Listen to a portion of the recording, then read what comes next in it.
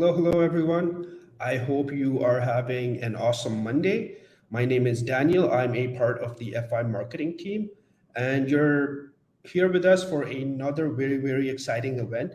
And this one in particular, we're very excited about because we've had Dr. Vijak with us before, and that was a pretty thrilling webinar as well. So before I intro Dr. Vijak, let me just talk about FI a little bit. If you're here for the first time, FI is the world's largest network that turns ideas into fundable startups and fundable startups into global businesses. So today we're here with Dr. Vijak Haddadi. He is the CEO of Syntegral. He's also the author of the upcoming book Ultrahuman. So he's going to be here talking all about AI and its impact on large corporations, what's the current state, and what the future holds. Before we bring Dr. Vijak on stage and he introduces himself and he gets right into the topic, a couple of housekeeping rules, right? So if you look to the right of your screen, you should see a Q&A button right under the chat button. So if you have a question for Dr. Vijak, pop your question, click the button, pop your question in there, and we'll kind of go through them once Dr. Vijak is done with his presentation. And once the presentation and the Q&A is done, we have a networking portion. I encourage you all to please stay back. If Dr. Vijak has some time, he'll also stay back. I'll be here as well. It's a great place to kind of networking, get to know people from all across the globe. Speaking of all across the globe, I see that we have people joining in from Australia, Finland, Milan, the Netherlands, Germany, Morocco. More people from Germany, Milan, India. Awesome. A lot of people from Finland as well. So yeah, and so before we begin, right, if you could see right at the bottom of your screen, you see an emoji button. If you like what Dr. Vijak is saying, please show him some love. And yeah, without further ado, Akshay, if you could bring Dr. Vijak on the stage.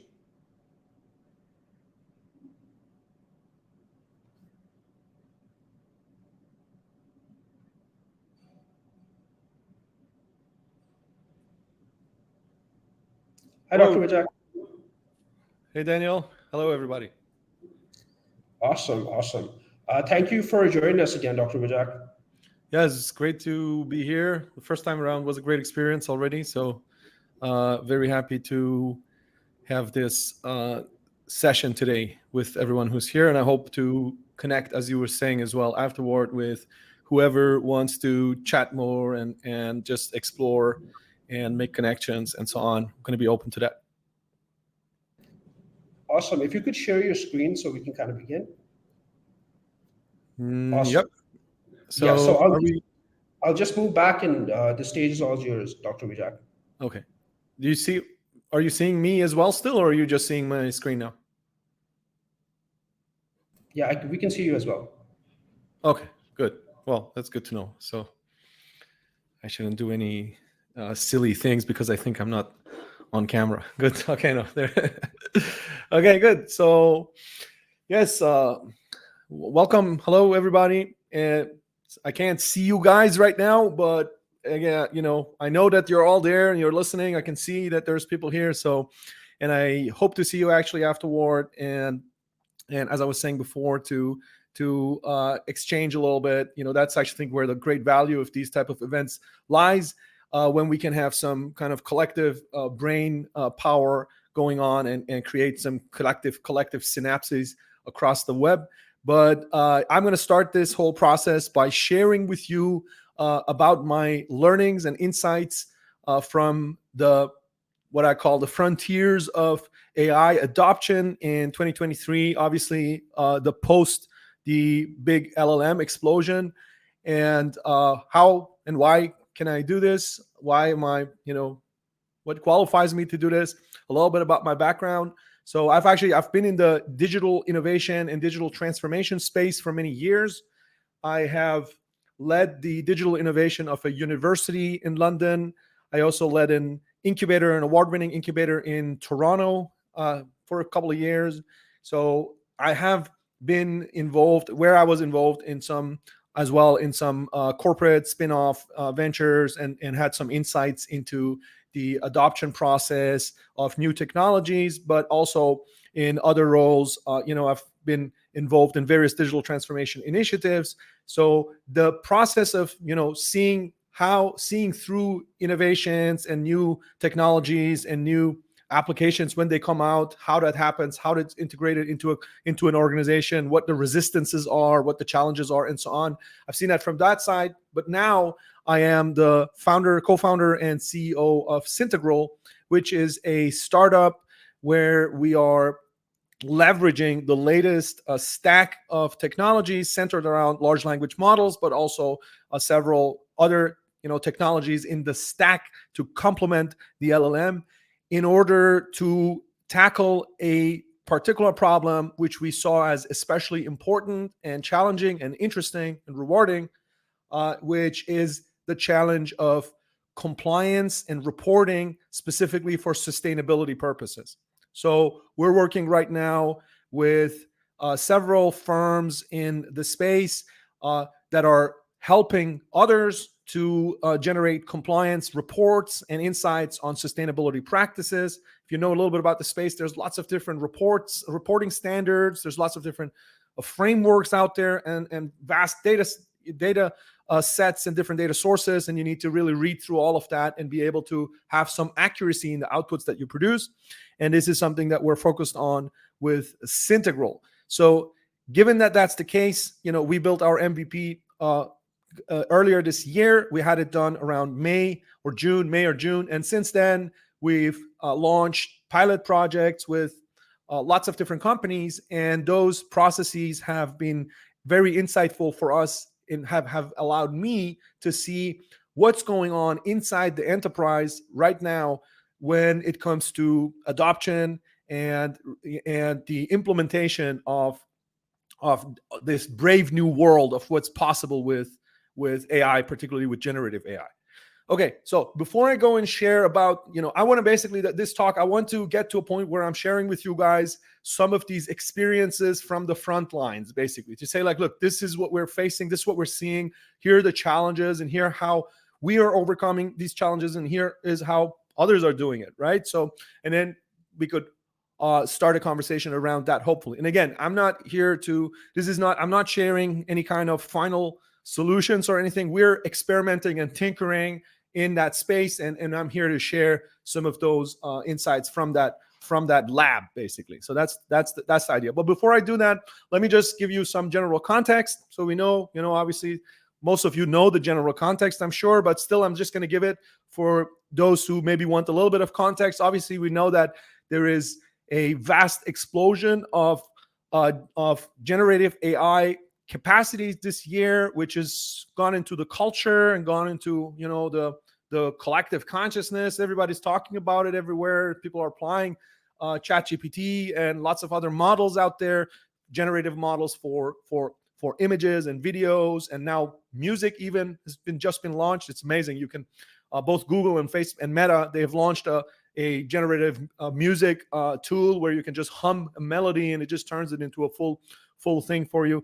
It's a really a crazy world of new capacities. And what's the difference between, for those maybe who come from not from a tech background, who are kind of looking at this, what's happening here, what's the difference? What's the difference between these new models? I'm saying it in kind of, let's say simple terms, but in terms that are, nonetheless very correct.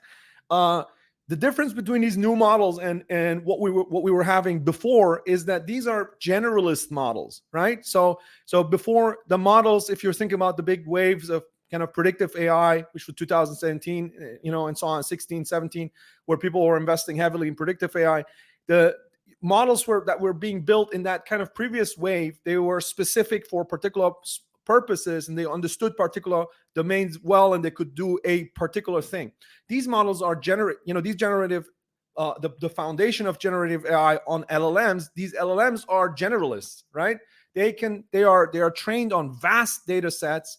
They are sometimes billions or even trillions of parameters, and they contain, vast amounts of the entire knowledge that's out there in the world. And they're sometimes even, in many cases, in most of these cases, actually, the new ones, they're actually multimodal. They can switch between text and image and different modalities, basically, right?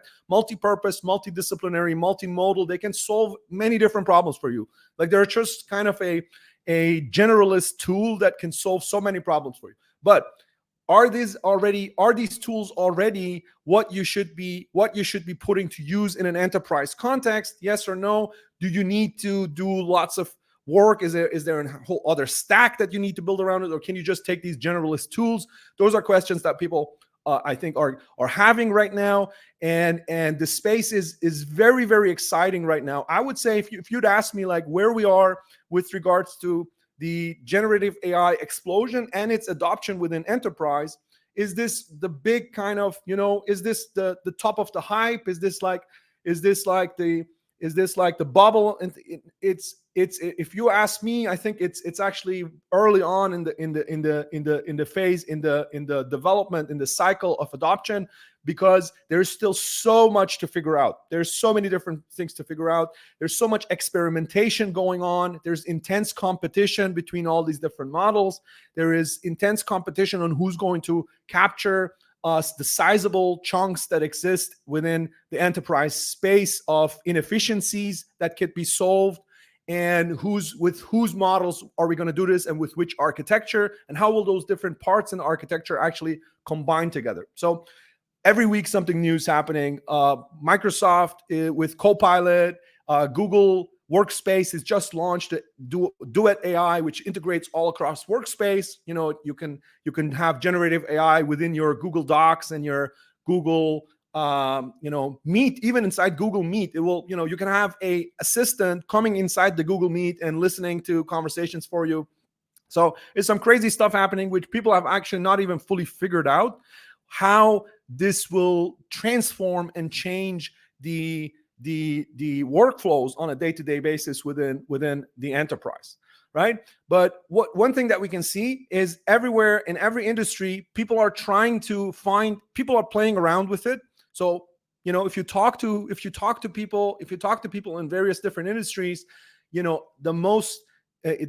it's very likely that you come across, if they're not yet now very, very averse to technology, or very conservative people kind of who are following late, the most people who are more open, younger people and so on, they're already using the capabilities of LLMs, of ChatGPT and other LLMs that are out there, Bing and Bard and so on, that are public, that people can use. They're already using them in various ways, either just personally or at work, or a combination thereof.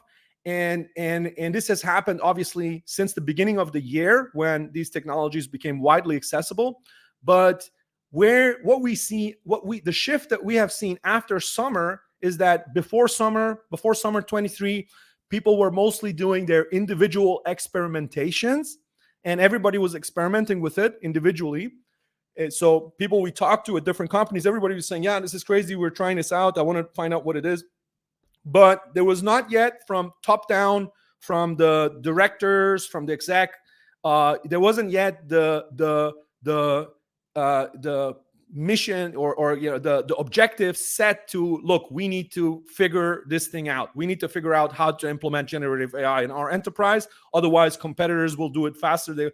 They'll be much more efficient than us. And that has changed now in summer. So after this summer, once I kind of sort of around, in my experience from customer development calls, it was sort of, after the summer, July, August, as people came back from their summer breaks, everybody had it top of their agenda. Okay, we now are CIO, CTO, whatever, we have now gotten the objectives. We need to figure out how to implement generative AI. We're now launching lots of different pilots. We're now experimenting officially, and there is budgets for that too.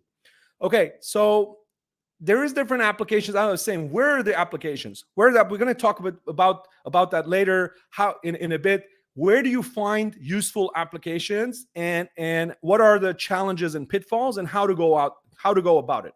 But before I go into that, I want to share something quickly with you, which is just an example. And this example is actually generated by Syntelligence, which is our product at Syntegral, which is a tool that reads 10,000s of news sources and finds signals within those sources, and then throws them into a processing mechanism where they are looked at for signals, and those signals are then measured and ranked according to confidence levels and noteworthiness. And yesterday, actually, it was actually yesterday. Yeah, I shouldn't say that, but it was actually yesterday.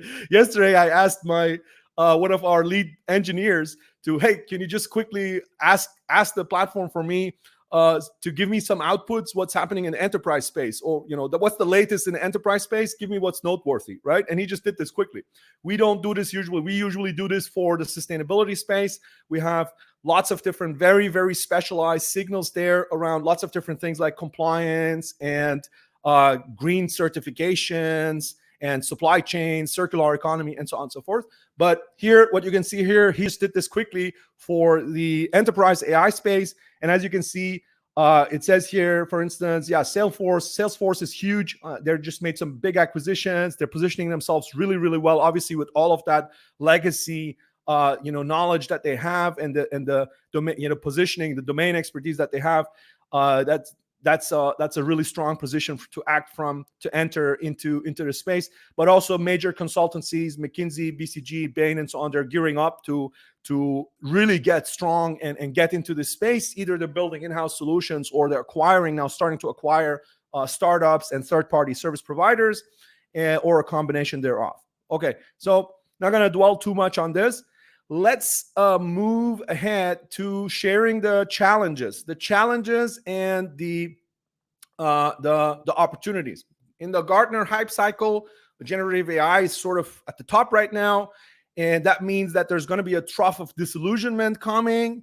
Even though I said before, in my mind, generative AI or general, the adoption is still very, very early days, and this can both be true, because even though there's going to be a trough of disillusionment, then there's going to be a next wave, and that next wave, it will be a combination of generative AI with some other capabilities, right? And then we're going to have the next round and the next round and the next round and so on. But we're still very far away from really seeing what the potentials are in adoption in enterprise, right? Because there's vast inefficiencies. Anybody of you who has been in a large enterprise, you will agree with me that there is vast inefficiencies in so many different parts of how work is organized still today, right? In logistics, in knowledge management, in HR, in so many different parts, right? And those are all opportunities, basically.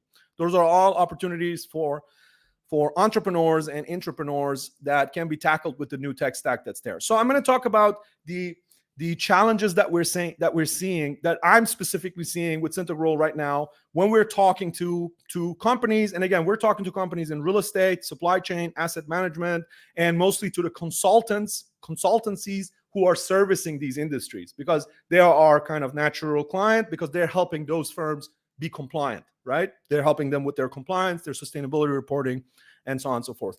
So one big thing that we're seeing is when it comes to, okay, we're going to experiment with generative AI. We can now make this process faster. We can make it better. One big challenge that we're seeing is what happens to the humans who were doing this before, right? There's some people who are doing this right now. Maybe they're making the reports, or they're making the analyses. They're making they are creating that outputs which we're looking to automate right now, right? What happens to these people?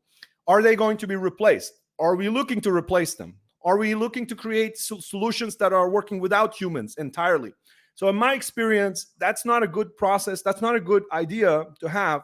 First of all, because the outputs, especially in complex domains, they're always going to be lacking if you try to ignore the human. If you try to kind of build a solution, you try to say, like, look, give me all your data, we build a solution for you, and then you can just go and use that. You don't need those analysts anymore, right?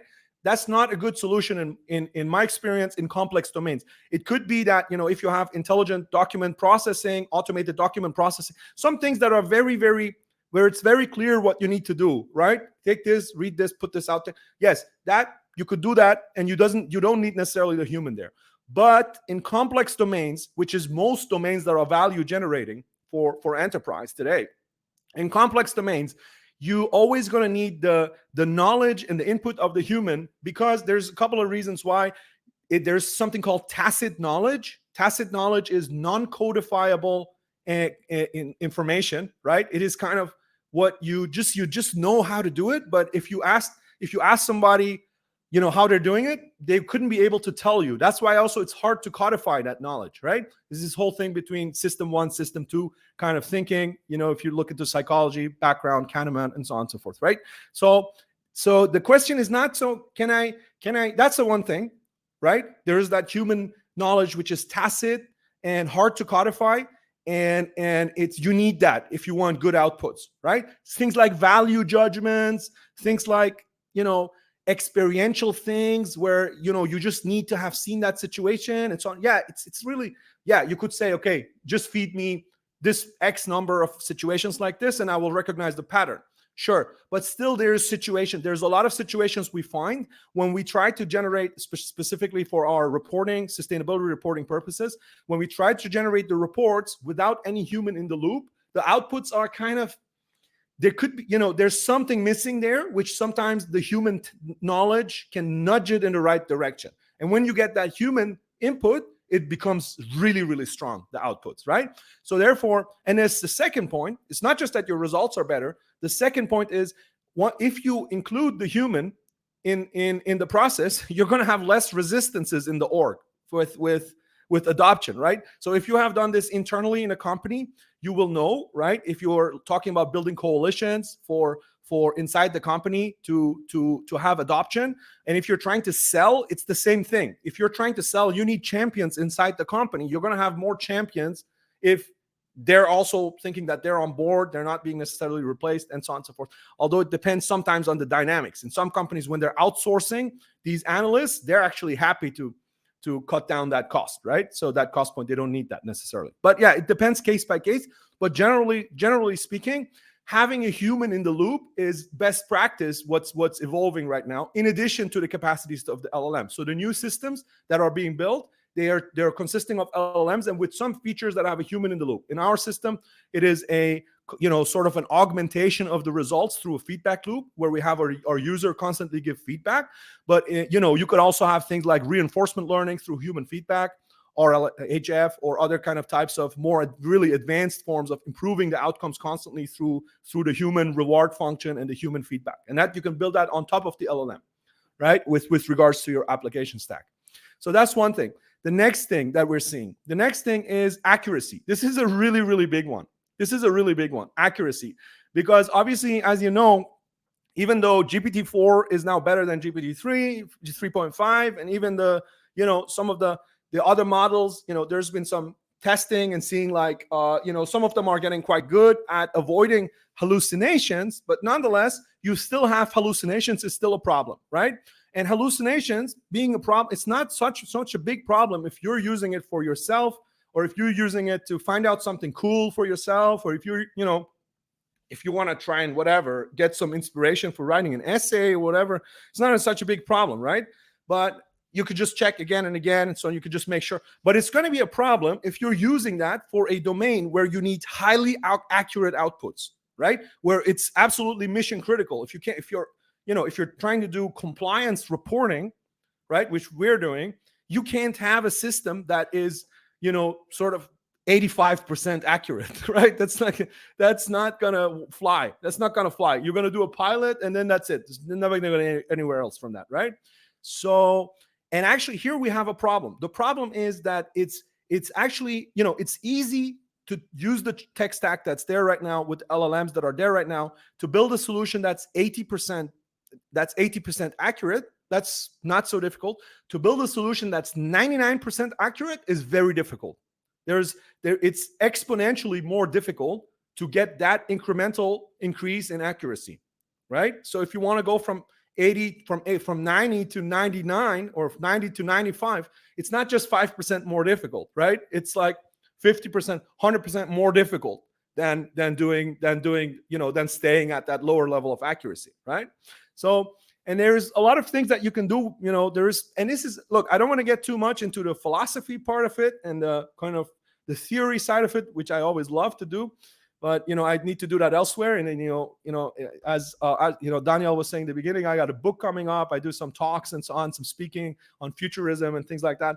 But just this much, yeah, it is a little bit, it lies in the nature of the technology, because LLMs are about approximations. They're probabilistic, and they see knowledge as continuous. It means knowledge is like in this continuous spectrum. The way that the LLM works is that it just kind of approximates something in that's close enough. It just wants to be close enough to the output, to where you need to go, right? And that's good. That's good if you need to have something that sounds good, that's great. But if you need accurate outputs, real accurate outputs, it could be a problem. So what can you do? Well, you need to, and this is a huge question. There's lots of people who are trying to solve this in different ways. We're solving this by combining the capacities of the LLM with the capacities of knowledge bases, ontologies, these kind of things, which are made for domain-specific exact knowledge. So they have a discrete knowledge structures, not continuous, right? So like if you have a knowledge base, especially if it's structured like RDF or this kind of discrete structures, then you're going to have exact outputs. You're going to say like, okay, this is not this, right? And it needs to always check with that to make sure that the outputs are exact, right? So we have something like that, and I can't get too much into the details of that. My CTO always tells me to, keep it, don't talk too much about it. But yeah, we have something like that, which is basically our way to ensure the accuracy of outputs in the standards, so compliance, sustainability standards, and so on and so forth. But there's different ways to tackle this. It's a big problem, right? It's a big challenge. How to get these systems to be more accurate. Now, the third thing is scope. And I don't know why I put this so many words on here, but it's just scope, really, right? So scope, and this is what is this about? The question here is that how do we get the solutions that we're building on top of the LLMs to read these large amounts of data that we need, very large amounts of data? Because in the enterprise, if you have looked inside the enterprise, you have all of these different parts of information, all of these different departments and functions, which all work with their own knowledge base, or which all work with their own sets of documents, their archives, repositories, and so on and so forth. And if you build punctual solutions, if you go in the enterprise and you build a solution with LLM that you make functional, that you make that you integrate for that particular department, you run the risk of creating these, perpetuating these data silos, just by making the silo smarter somehow, right? So what you need to do is, for most use cases where we need to read, where we have vast amounts of data, we need to be able to read. Imagine you want to parse and embed 200,000 PDFs, right? And that are based all spread across the enterprise, right? Or you need to look at external data, which is new external data, which is coming in on a fast basis, like real-time data providers, or maybe they have some IoT systems, or that are providing some reports that you need to know, and so on, right? So how do you do that? You need to build an architecture that can provide you low latency access to large amounts of data. In our case, we're doing this with a vector database and a particular, the way that the database is set up. But this is a problem. This is going to be a problem in any application that can actually function within the enterprise to tackle these big problems that exist, where there's big inefficiencies and therefore big opportunities to solve problems and and have those money flows around those problems that you solve, right? So that this is going to be a problem. You need to be able to work with large amounts of data. So all of this together, put all of this together, what I just said, and you will see that this what you're seeing here, this is a diagram that was published by Andreessen Horowitz just a couple of months ago. I think this is super cool and super interesting. And it's called Emerging Architectures for LLM Applications. I'm not sure if you can see this right now, but you can just go and Google it. It's all over it's easy to find. And here, Andreessen Horowitz, they present this, what they see as the emerging LLM application stack. And this is actually very similar to what we're doing in many ways. They have here a vector database. They have they have a kind of what they call an orchestrator in the middle. They have APIs for external data. They have various layers on, inside this, various layers and parts within this kind of architecture that they're seeing. The whole idea is here that the LLM itself, it's a model. The model is not already the application, right? So you're looking at building applications which utilize these incredibly powerful models, the LLMs, but by integrating them into an entire stack, right? So this is what these guys are seeing, what Andreessen Horowitz is seeing as the future of usable applications that can have impact in the space. I thought it's interesting. Obviously, again, this is an emerging space. There's many different ways to do this. Very, very exciting space right now to be in. Okay, I think I don't know how I'm doing for time, but I wanted to still share something at the end. I think I didn't even check. I don't know. It was 20, 30 minutes, but whatever it was. I think as we're drawing to an end for this conversation, I just want to share at the end, because I'm very interested myself in futurism and in scenarios and kind of the philosophical side of what does this technology mean? Where is this going to go to?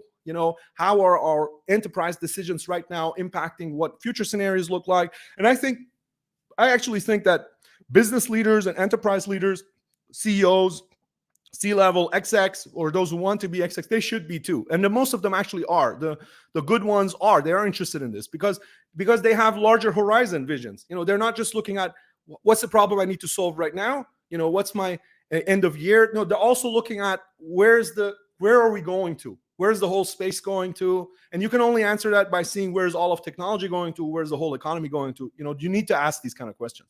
So again, as I said before, I think there's going to be a trough of disillusionment setting in with the capacities of LLM, obviously after the initial huge hype. And the disillusionment will be around those topics that I mentioned. Maybe others, but those definitely, right? So the accuracy, the lack of human, intelligent human interaction, right? And when this disillusionment happens, what happens is that there's also kind of a dialectical answer, and you get the hype on the other side. So one thing that is, I think, very likely is that the next wave is going to be symbolic, very strong. Very strong. I would be very bullish on symbolic AI. So symbolic AI is sort of the other side of the spectrum, right? LLM is the side of the connectionist, probabilistic type of thinking, and symbolic is the type that is structured around concepts and reasoning, right? So there's already some great experiments. They're coming from neuro-symbolic AI and so on. So that would be one thing. And then it's interestingly also, you could also say that these challenges that we're seeing right now in the enterprise space, they are actually parts of this larger dialectic between these different drives of technology, socially and economically, as we're moving towards the next stage. And the next stage, what is it? Is AGI, right? AGI, if you should be familiar with the term artificial general intelligence, it's too early to say that already ChatGPT is AGI. Obviously, it's not, even though it's passing the Turing test, even though, right, in most contexts, you can't tell whether you're talking to a human or not, which is the Turing test. But it's not AGI, obviously, right? It's not AGI. There's still a lot lacking there. And what is lacking? Lots of it is about the things that we talked about. So once you integrate human expertise, if you integrate human expertise, you will actually have a pathway towards one particular type of pathway towards AGI. So symbiotic human-machine intelligence integration. This is going to connect with neurotech. It's very interesting to note as well. Neuralink just launched trials this year with humans, is launching trials with humans this year. So we're starting to connect brains directly to the net. This is happening. This is not in some kind of distant future. No, this is happening. This is now, right? Whole brain simulation and other paradigms in the space which are leading to this kind of human AI integration. That's one pathway to AGI, right? And the second one, when I talked about mapping exact domain knowledge, having basically these ontologies where you really have exact symbolic knowledge of one domain. This taps into one proposal for AGI, which is called Oracle. The Oracle AGI. So this is something proposed by Nick Bostrom for instance, where you have the idea that we create these systems that know everything about the particular domain, and they're set up like an oracle. You can question them about that domain, right? They know everything about that domain, but they can answer you. They can have full and complete reasoning capacities about that domain. And the last point about holistic integration, when I talked about scope, so this is part of a movement where we're talking about really connecting all the intelligence and all the data on the planet eventually, right? So this is going to create something which Peter Diamandis from Singularity University, I'm sure you must know, he's called meta-intelligence. So meta-intelligence is this idea that all the data flows and all the types of both computational, machine and human intelligence are increasingly going to get interlocked and interconnected. And you're going to have this emergence of this kind of higher level meta-intelligence, right? So this is just something that AI researcher and pioneer Peter Russell, he called the global brain, right? Years ago already. And I think we're moving towards that. And some of these experiments that are now happening in enterprise AI adoption, interestingly, even though people are not aware of it necessarily, they're contributing to these kind of next pathways. Okay, I'm going to stop it here because I know this is a lot, and all of this could be its own talk for itself. And, we could continue this some other time. But just this much, that if you are interested in these things that I was sharing, I'd invite you to connect with me and to follow me on social media. Just send me connection requests. I actually have podcasts coming up. I just launched again or relaunched again a conversation series. This podcast is just me talking to people basically, because I'm just, I just have fun doing it. That's all. I'm not trying to, become a Joe Rogan or anything. I like talking to people. That's all. And I have some podcasts coming up, which I just relaunched with some of the world's leading AI scientists. So there is, or AI thought leaders rather, Seth Early, who is one of the founders of ontology-based knowledge in the enterprise, Andrew Gill, who's a 5-time TEDx speaker, Bart DeWitt, a founder of Hippo AI, Charles Martin, who's one of the leading tech and AI influencers. So I got conversations coming up with these guys. We're just going to be talking about some of the stuff I talk about now. And if you want to be in the loop with this, follow me on, or add me on LinkedIn. Don't follow me, add me, connect with me on LinkedIn. I got a YouTube too that I just launched again, as I said, with these kind of conversations. And I'm very happy to, again, I love having these conversations. If you want to talk about actual business and about, what I was talking about with my company Syntegral, then we can have that conversation too. But if you're just interested in tech and the future of technology, the future of humanity, I'm always happy to connect as well.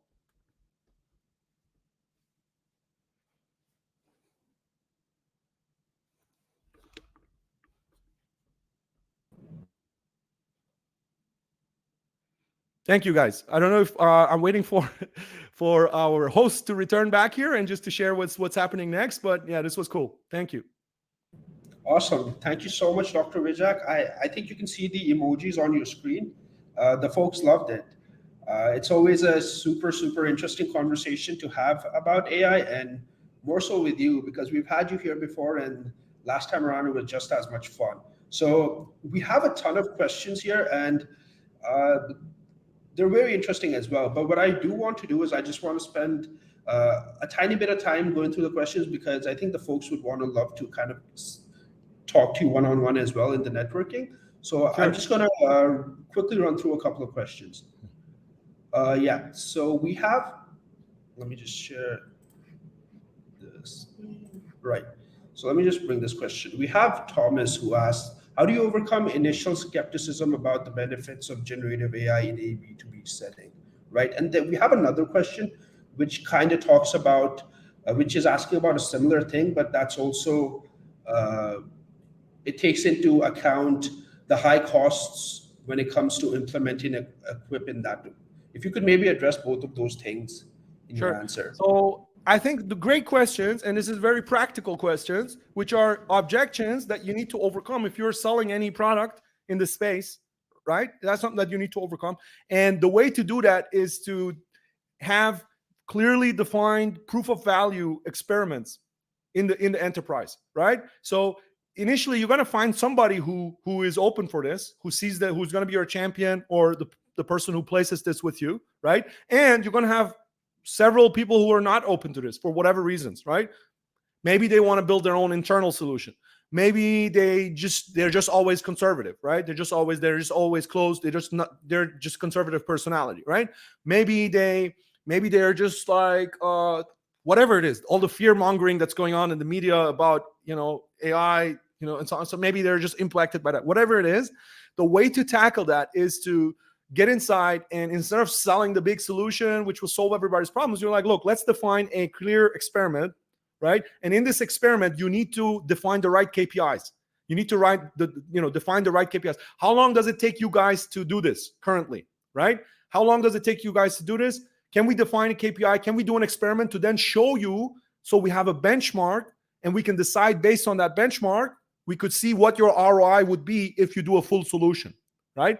So for instance, we went into one of our clients. We built them a solution where they didn't know, they had some people who were like, yeah, I don't know what this is. I don't know if this is any good for us. And the other one was like, no, I love it. I got a good feeling. We need to try this out. And they had no idea. We built them a solution. And afterward it was like, okay, we're spending $1 million on €1 million a year on these type of compliance analysis. And they just did it seems like if this thing would work, it would save us 70% of that, right? So okay, like that's sizable. Now nobody's gonna say, oh, is this valuable for us, yes or no, right? It's gonna be very clear. It's gonna be like, okay, how do we get this implemented? Where are the hurdles, right? How do we get this implemented now? How do we work out the kinks? So again, I need to tell you, to person who's asked about initial skepticism, go and find the places in the enterprise where there is opportunities for efficiency gains.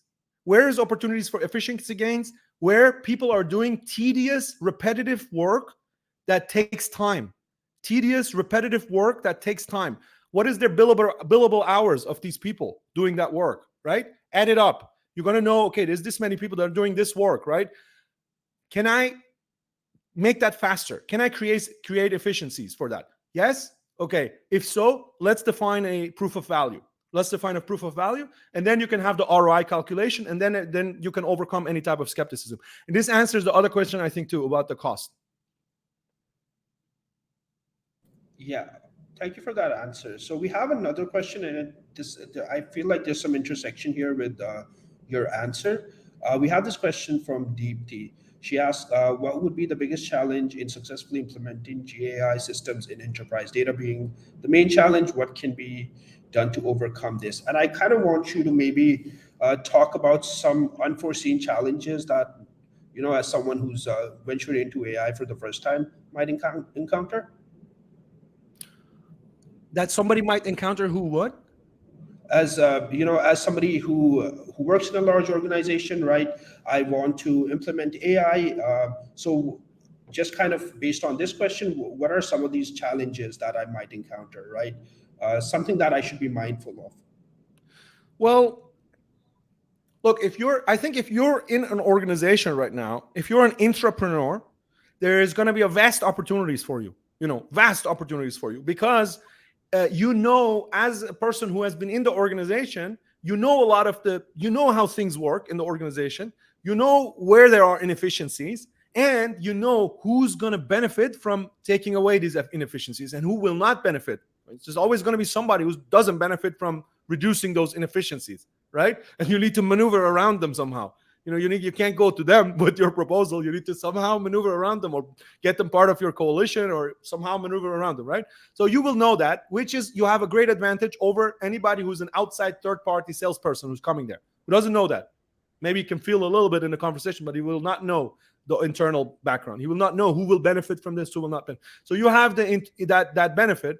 Now, and you said the biggest challenge, I would say, because the biggest challenge is to, like in any other digital transformation sell, right? You have to identify your winning coalition. You have to identify your alliance you have to identify who in this company benefits from this, who will be able to sign off on it, and who will be able to be, who will probably stand in the way of me doing this right now. This is just generally speaking. But just more specific to generative AI systems, I think one of the big challenges is going to be around evolving legislation. So evolving legislation, it might be, because right now it's a Wild West. So there's not much legislation. We don't know if OpenAI and the other LLM companies if they're violating intellectual property rights by just reading everything that's on the web. We don't know if the fact that you put their data, even if you have a GTP enterprise, or even if you have models that Microsoft is building something similar on site there, inside their cloud environment and so on. You don't know if it will be compliant with the new legislations that are coming out, especially in jurisdictions like the EU, which are more strict. The UK is making new legislation around it right now. That's, I think, is going to be a hurdle. So you need to be wary of that a little bit. Where does the data go? Where's the data going to be, and how secure is it, and how much can I guarantee that this is going to continue to be compliant, whatever solution it is that I'm building right now? I think that's a challenge that's good to think about early on already. All right, awesome. Thank you for that answer. And so what I want to do is I want to leave 12, 15 minutes for the networking, but just to kind of close things off, because FI, we primarily deal with startups, despite this conversation being about enterprise AI. We've had a ton of people asking questions as well, right? How should you, as a startup founder, think about the role of AI, right? Particularly, I just kind of wanted to pick out the things that you talked about, where there's this new horizon, right? We have AGI coming in. There's a ton of velocity here, right? So as a startup founder, I'm just kind of getting my feet wet here. How should I think about it? As a startup founder, yeah. Yeah. So look, as a startup founder, I think it's probably it's the best time ever to be a startup founder, right? On the one hand, the general economy, recession, and so on and so forth is it's not so rosy. The outlooks for somebody who wants to go and work in a corporate kind of career path, the outlooks were much better in the past. Let's say it this way. And on the other hand, as an entrepreneur, you're going to have so many tools at your disposal right now, right? So you can have, with very minimal effort. You need to be smart. You need to learn how to use the entire stack that's out there, right? You need to be extremely smart, driven, ready to learn all the time, ready to experiment all the time. It's not easy. It's actually not easy from a personal development type perspective. Like, you're getting yourself to have that motivation and that focus, right?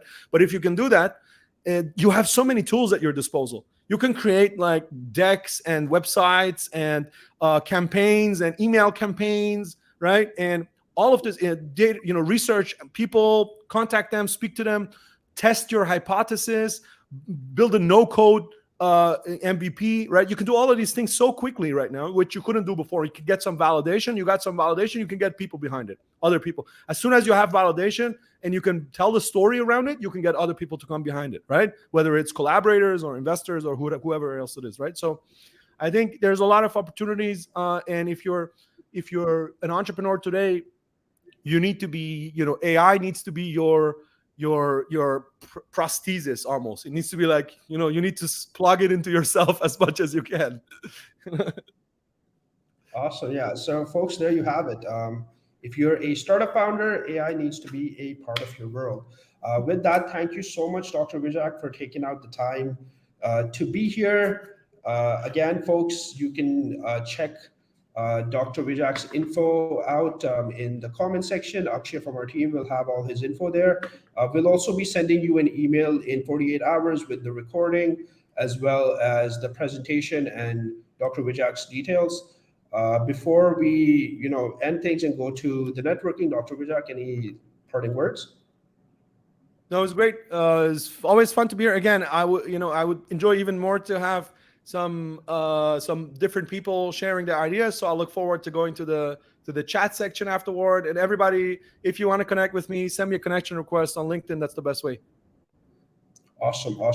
So folks, before we close things out here, we have a very exciting event featuring the CEO and co-founder of Founder Institute, Jonathan, on Wednesday. Akshay from our team will be posting the link in the chat.